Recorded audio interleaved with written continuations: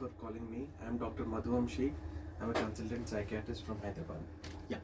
Doctor, briefly explain what Alzheimer's is and what early detection matters, especially for those over 60. Alzheimer's is something which happens above the age of 60 years. And it is where you have forgetfulness అంటే మర్చిపోవడము మతిమరుపు అనేది సాధారణంగా 60+ వాళ్ళలో చూస్తుంటాం. కానీ Alzheimer's అనేది dementia పార్ట్లో one of the cause. Dementia అనగా మల్టిపుల్ ఉంటాయి. లోయి బాడీ డిమెన్షియా, వాస్కులర్ డిమెన్షియా, కొందరికి డెఫిషియన్సీస్ వల్ల, విటమిన్ డెఫిషియన్సీ, డిప్రెషన్ వలన, థైరాయిడ్ డెఫిషియన్సీస్ వల్ల కూడా డిమెన్షియా రావడం ఉంటుంది. అందులో 60% of them might be because of Alzheimer's disease. And మన ఇండియాలో అబౌట్ 5.5 మిలియన్ పీపుల్కి ఆల్జైమర్స్ ఉందన్నమాట. 5.5 మిలియన్కి రీసెంట్ స్టడీస్ ప్రకారం. అండ్ మన తెలుగు స్టేట్స్లో, తెలంగాణ అండ్ ఆంధ్రాలో 1 out of 10 పీపుల్ అబవ్ 60లో మతిమరుపు అనేది ఉండడం జరుగుతుంది. అండ్ 60+ వాళ్ళకి ఎర్లీ డిటెక్షన్ అంటే మనం స్క్రీనింగ్ చేసి వాళ్ళు స్టార్టింగ్ స్టేజ్లోనే కనుక్కుంటే వాళ్ళ రికవరీ ప్రాసెస్లో, వాళ్ళ ట్రీట్మెంట్లో మనకి ఇంప్రూవ్మెంట్ అనేది ఈజీగా జరుగుతుంది. అయితే ఈ ఆల్జైమర్స్ విషయానికి వస్తే కనుక ఎలాంటి సైన్స్ని ఫ్యామిలీస్ వాచ్ చేస్తూ ఉండాలి అండ్ ఎలాంటి టైంలో హెల్ప్ అనేది సీక్ చేయాలంటారు? ఫస్ట్ ఏంటంటే సార్, మనము మెమరీ అనేది త్రీ పార్ట్స్ ఉంటాయి. Remote memory, recent memory, immediate memory.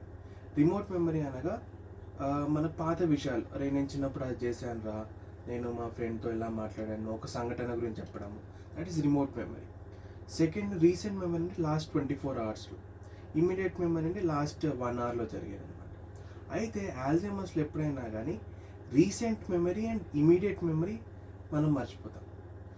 మనకి పేషెంట్స్ వచ్చి అంటుంటారు, సార్ ఇతను పాత విషయాలు బాగా చెప్తాడు సార్, కానీ మతిమరుపు అంటున్నారు, అది ఎలా అంటే అతనికి ఇమీడియట్ మెమరీ, తిన్న తర్వాత కూడా తినలేదు అనుకోవడము, స్నానం చేసుకున్నా కానీ అరే నేను స్నానం చేసుకోలేదు అనుకోవడము, మందులు వేసుకుని అయ్యో మందులు మర్చిపోయాను మళ్ళీ వేసుకోలేదు, అలాంటి చిన్న చిన్న సైన్స్ ఇనీషియల్ రీసెంట్ మెమరీ కనుక మీకు కనబడితే those are early signs of dementia. And later stages అంటే సివియారిటీ పెరిగితే అప్పుడు రిమోట్ మెమరీ, పాత విషయాలు కూడా మర్చిపోవడం జరుగుతుంది. అండ్ సెకండ్ థింగ్ ఏంటంటే డైలీ టాస్క్. సో వాళ్ళు అప్పుడప్పుడు ఫుడ్ తినకపోవడము ఆర్ కోపడము, అండ్ బికాస్ ఆఫ్ ఈ ఫర్గెట్ఫుల్నెస్ వలన ఇరిటేషన్, డిప్రెసివ్ సిమ్టమ్స్ అలాంటివి కూడా జరుగుతాయి. అండ్ థర్డ్ థింగ్ ఏంటంటే మూడ్ స్వింగ్స్ బాగుంటాయి. అంటే ఇరిటబిలిటీ, కొన్ని చిన్న విషయాలకి చిరాకు పడడము, అండ్ దిల్ బి లైక్ నాకు ఇంకా లైఫ్ ఇంకొద్దు మర్చిపోతున్నాను అని, అలాంటివి కూడా కొన్ని సంఘటనలు మనం వింటుంటాము.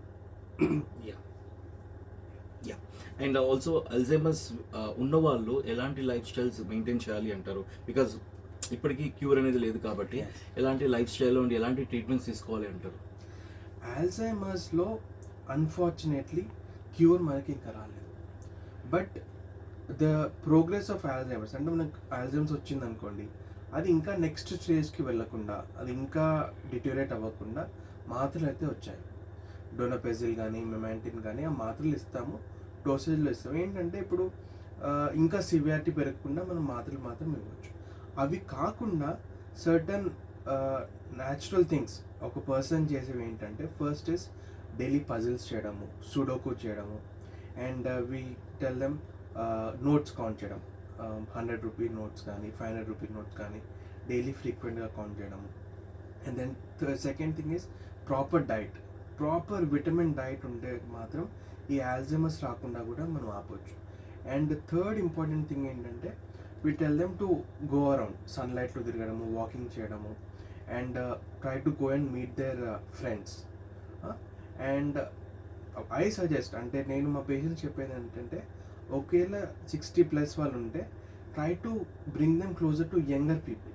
అంటే అండర్ 15 వాళ్ళు who are like they're like playful, వాళ్ళతో ఒకసారి ఆట పడడానికి వాళ్ళు బాగా వాళ్ళతో అటాచ్ అవుతారు.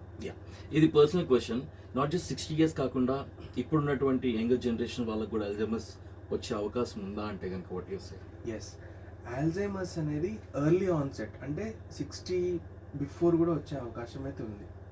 కానీ it might not be only because of Alzheimer's. వేరే అదర్ రీజన్స్ వల్ల కూడా ఫర్గెట్ఫుల్నెస్ మతిమరుపు అనేది రావచ్చు. లైక్ డిప్రెషన్లో, థైరాయిడ్ డెఫిషియన్సీస్లో, విటమిన్ డెఫిషియన్సీస్లో కూడా ఈ ఫర్గెట్ఫుల్నెస్ అనేది రావచ్చు. సో బెటర్ ఏంటంటే మీకు చిన్న సైన్స్ కనబడితే immediately try to go and speak to the doctor. All right. Thank you very much for joining us, and thank you.